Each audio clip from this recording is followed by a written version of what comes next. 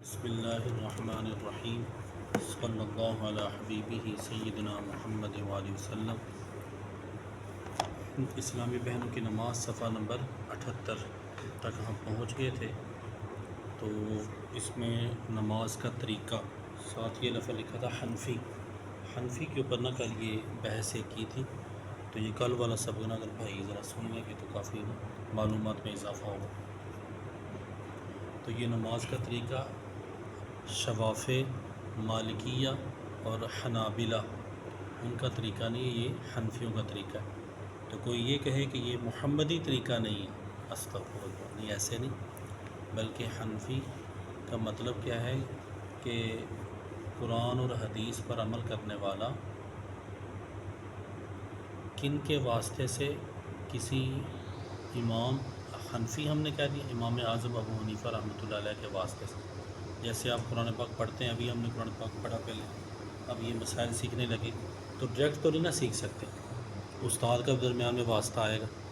تو یہ جو ہے نا کیا ہے کہ حنفی کا مطلب کہ قرآن حدیث پر عمل کرے لیکن درمیان میں واسطہ ائمہ کرام امام اعظم ابو حنیفہ رحمۃ اللہ علیہ کے بیچ میں واسطہ ہے۔ یہ نہیں کہ یہ امام اعظم کی بات مانے قرآن حدیث کی نہیں مانے، نہیں، ایسے نہیں، قرآن حدیث پر چلے لیکن درمیان میں ان کا واسطہ ہے کہ انہوں نے قرآن پاک اور حدیث مبارکہ سے مسئلہ یہ نکال کر ہمیں فرمائے۔ درود شریف کی فضیلت۔ رسول اکرم نور مجسم، نور مجسم کا معنی کیا عرض کیا تھا؟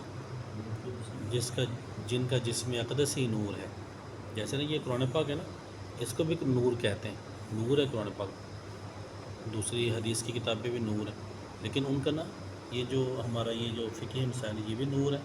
العلم نور، لیکن وہ نور ہدایت ہے۔ اور جسم ظاہری طور پر نا ان کا جسم یہ نور نہیں ہوتا، اندھیرے میں ان کو رکھ دو تو نور پیدا نہیں، لیکن نور ہدایت والا نور ہے، یہ دل کا نور ہے، یہ دیکھنے والا نہیں ہے، نور حسی محسوس ہونے والا نہیں ہے، نور معنوی جو محسوس نہیں ہوتا وہ نور ہے۔ تو نبی پاک علیہ السلام کا نور پاک وہ باقاعدہ محسوس بھی ہوتا تھا، نظر بھی آتا تھا، اور آپ جس کو چاہتے تھے اسے بھی نور بنا دیا کرتے تھے۔ سبحان اللہ۔ اللہ ہمیں بھی وہ نورانیت عطا فرمائے، اس کا ایک قطرہ عطا فرمائے۔ رحمت عالم، سارے جہان کی رحمت، شاہ بنی آدم، حضرت آدم علیہ السلام کی تمام اولاد، بنی آدم، بنی اسرائیل، بنی اسرائیل صرف یعقوب علیہ السلام کے بیٹے تھے، بنی آدم حضرت آدم علیہ السلام کی ساری اولاد، سب کے یہ بادشاہ ہیں۔ رسول محتشم، احتشام والے، حشمت والے، بڑی عزت روب والے، صلی اللہ تعالیٰ علیہ وآلہ وسلم کا فرمان رحمت نشان، رحمت والی نشانی، رحمت نظر آتی اس فرمان مبارک سے۔ قیامت کے روز اللہ عز و جل کے عرش کے سوا کوئی سایہ نہیں ہوگا، وہ آسمان تو ہے نہیں، اور کوئی درخت، کوئی پہاڑ، کسی دیوار کا کوئی سایہ نہیں ہوگا۔ تو میدان تو ہر چیز نا وہ جگہ رڑا میدان، بالکل برابر میدان کر دیا جائے گا ہر چیز کو۔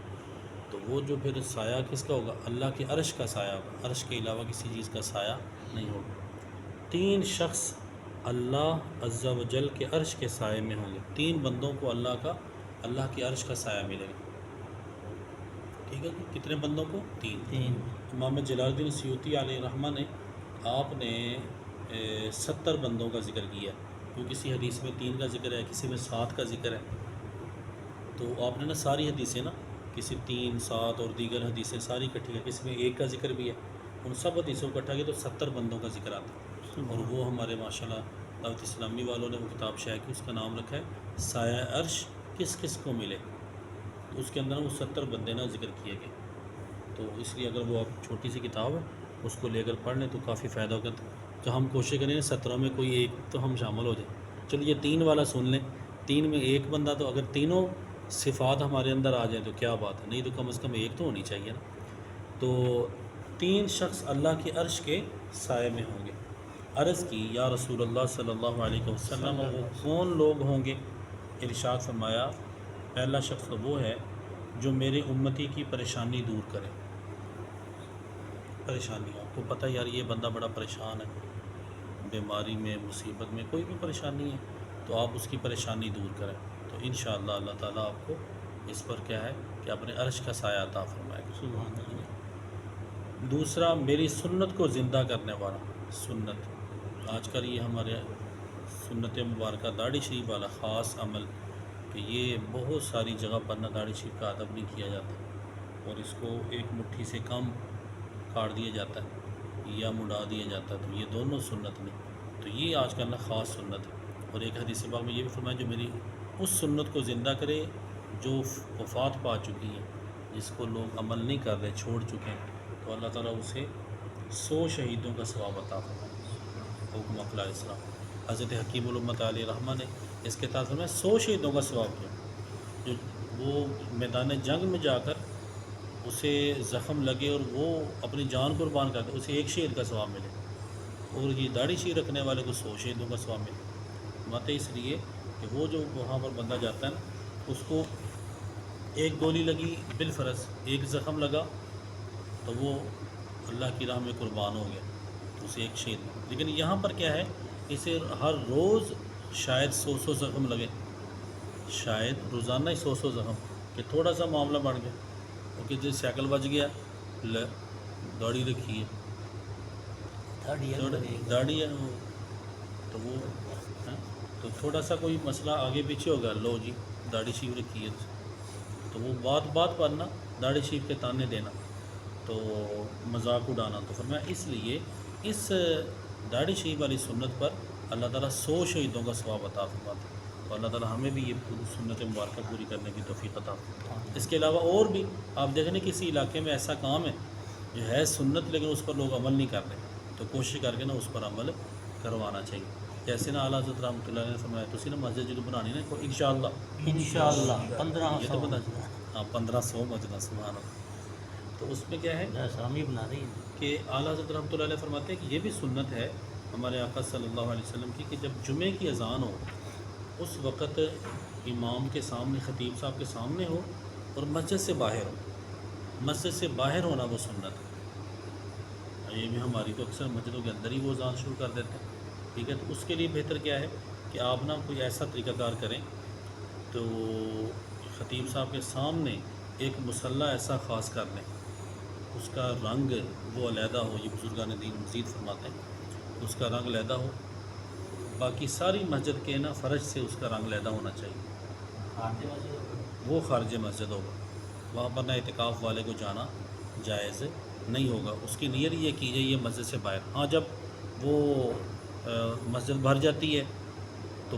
باقی جگہ پر مسجد کا ثواب ملے گا، بھری ہوئی مسجد میں وہ اس جگہ پر کوئی بندہ کھڑا ہو جائے پھر اسے بھی مسجد کا ہی ثواب ملے گا، لیکن ویسے اگر مسجد میں جگہ خالی ہے وہاں جو کھڑا ہو جائے جان بوجھ کر اسے مسجد کا ثواب نہیں ملے گا۔ تو وہ نیت ہی یہ کی جائے کہ یہ نا مسجد سے باہر، جس طرح آپ ٹوٹیوں کے لیے جگہ کر لیتے ہیں خاص، جس طرح آپ یہ واش روم کے لیے جگہ خاص کر لیتے ہیں، حالانکہ آپ نے تو پلاٹ لیا تھا 10 مرلے کا، 5 مرلے کا، 3 مرلے کا، یہ مسجد کے لیے، لیکن اس میں واش روم، مسجد میں واش روم تو ہوتے نہیں، تو یہ کہ مسجد کی ضروریات کے لیے واش روم، جس طرح مسجد کی ضروریات کے لیے واش روم، ٹوٹیاں، امام صاحب کی رہائش کی جگہ کا انتظام کر لیتے ہیں، اسی طرح سے ایک حجرہ تو وہ بھی بنائیں کہ جہاں امام صاحب یہ اذان پڑھا کریں، مؤذن نے اذان پڑھنی، یہ اذان جو مؤذن کی اذان ہے یہ بھی مسجد سے باہر ہونی چاہیے، اس کے لیے بھی مسجد میں وہ جگہ آپ خاص کر لیں، اور وہ جو جمعے والی اذان ہے نا وہ اسپیشلی طور پر مسجد سے باہر اور خطیب کے سامنے، اس کا طریقہ تو ہمارے ادھر ہم اگر مسجد کے اندر ٹوٹیاں ایسی جگہ پر ہیں جو امام صاحب کے سامنے ہی ہیں ٹوٹیاں، تو وہاں پر ٹوٹیوں پر کھڑا ہوا جائے، ٹھیک ہے، ہمارے مدرسے میں جامعہ امینیہ شیخ کالونی میں تو وہاں پر وہ جو جوتیوں والی جگہ ہے، جوتیوں والی جگہ کے قریب نہ کھڑے ہو کر، یہ مسجد کے باؤنڈری لائن پر وہاں پر کھڑے ہو کر وہ نماز اذان پڑھتے جمعے کی۔ دوسری جو اذانیں جیسے ہمارے یہاں علیحدہ حجرہ بنا ہوا ہے تو حجرہ مسجد سے باہر، اس کو مسجد سے باہر تصور سمجھا جائے، تصور کیا جائے، وہ جو جگہ ہے ہاں جی، وہاں پہ چھوٹا سا چبوترا بن جائے، لیکن اب امام صاحب کدھر جائیں، امام صاحب کے سامنے کدھر سامنے صحن میں صحن میں، ذہن سے باہر جہاں لوٹی والی جگہ نہیں، یہاں پہ جو دیوار ہے یہ سامنے، ہاں جی، اگر کوئی ایسی جگہ ہے، اگر ایسے، یا یہ بھی ہو سکتا ہے کہ یہاں پر نا یہ سامنے وہ دیوار توڑ دی جائے، وہاں تھوڑی چھوٹا سا ایک دروازہ بنا دیا جائے کہ وہ چبوترا سیڑھیاں چھوٹی سی ہو جائیں اوپر آنے کے لیے، تو وہاں پہ بالکل مارکیٹ کبھی کبھی جو ہے نا وہ دروازہ کھول دیا جائے وہاں سے، جیسے عورتیں ہماری آتی ہیں، بر کوئی طریقہ کار بھی کیا جا سکتا ہے۔ تو فرماتے ہیں کہ یہ سنت جہاں پر عمل نہیں ہو رہا، یہاں بھی سنت زندہ کرنے کا اللہ 100 شہیدوں کا ثواب عطا فرمائے۔ تو آپ نے جو مسجد بنانی ہے تو میں اس کی عرض کر رہا ہوں کہ آپ پہلے نیت کر لیں کہ اس مسجد میں ایک جگہ ہم ایک تو محراب کے ساتھ خاص کریں گے، یہاں بھی اذان پانچوں، اور جمعے کے لیے امام صاحب کے سامنے ایک جگہ خاص کریں گے تاکہ وہاں پر جو ہے نا وہ اذان پڑھی جا سکے۔ اچھا، تو میری سنت مبارکہ کو زندہ کرنے والا، اور تیسرا مجھ پر کثرت سے درود شریف پڑھنے والا صلی اللہ تعالیٰ علی حبیب سیدنا محمد وآلہ وسلم۔ تو یہ کیا ہے کہ 3 شخصوں کو اللہ تعالیٰ اپنے عرش کا سایہ عطا فرمائے گا۔ ان تینوں میں کیا؟ پریشانی دور کرنے والا، سنت کو زندہ کرنے والا، درود پاک کثرت سے پڑھنے والا۔ تو کوشش کریں یہ تینوں صفتیں ہمارے اندر آ جائیں، نہیں تو کم از کم ایک صفت تو، اور ان میں یہ آسان صفت جو ہے درود پاک والی، یہ آپ لازمی کوشش کر کے، یہ انشاءاللہ ہوگی نا اگر درود پاک والی، اس کی برکت سے باقی جو ہے نا وہ بھی چیزیں، باقی صفات بھی ہمارے اندر آنا شروع ہو جائیں گے۔ صلو علی الحبیب صلی اللہ تعالیٰ علی محمد صلی اللہ علیہ وسلم۔